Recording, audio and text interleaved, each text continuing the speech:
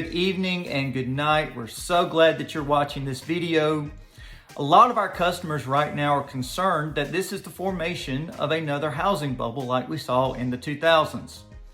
That can cause a lot of worry and stress. But today we're going to talk about 4 reasons why this may not be like the 2000s. Number 1, houses are not unaffordable like they were during the housing boom of the 2000s. 15 years ago, prices were high, wages were low, and mortgage rates were over 6%. Today, prices are still high, wages, however, have increased, and the mortgage rate, even after the recent spike, is still well below 6%. That means that the average purchaser today pays less of their monthly income towards their mortgage payment than they did 15 years ago. So then the question becomes, if buying a house was so prohibitive back during the housing boom, how are people buying houses? Let's take a look at this next chart. During the housing bubble, it was much easier to get a mortgage than it is today. Here's a graph showing the mortgage volume issued to purchasers with a credit score less than 620 during the housing boom for the past 14 years. Mortgage standards are nothing like they were the last time. Purchasers that acquired a mortgage over the last decade are much more qualified. So what does that mean? Point number 3, the foreclosure situation is nothing like it was during the last housing boom.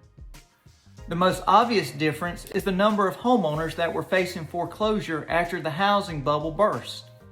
Here are the numbers during the crash compared to today. There's no doubt that the 2020 and 21 numbers are impacted by the forbearance program, which was created to help homeowners facing uncertainty during the pandemic. However, there are fewer than 800,000 homeowners left in the program today, and most of those will be able to work out a repayment plan with their banks. So the question becomes, why are there so few foreclosures on the market? It's because today's homeowners are rich with equity and they're not tapping out. In the run-up to the housing bubble, many homeowners were using their homes as their own personal ATM machines. Many immediately withdrew their equity once it built up.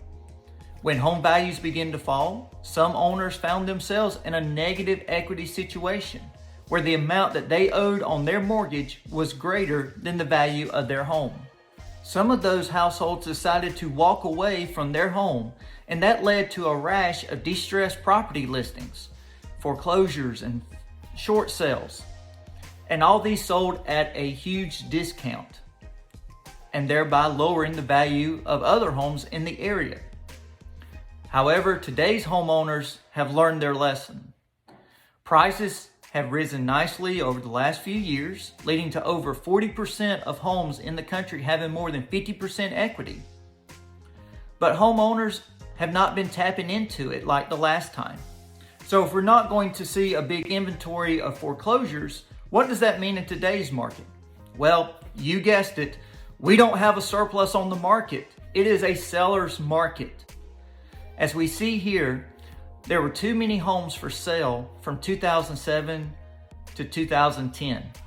Many of these were short sales and foreclosures, and that caused housing prices to stumble.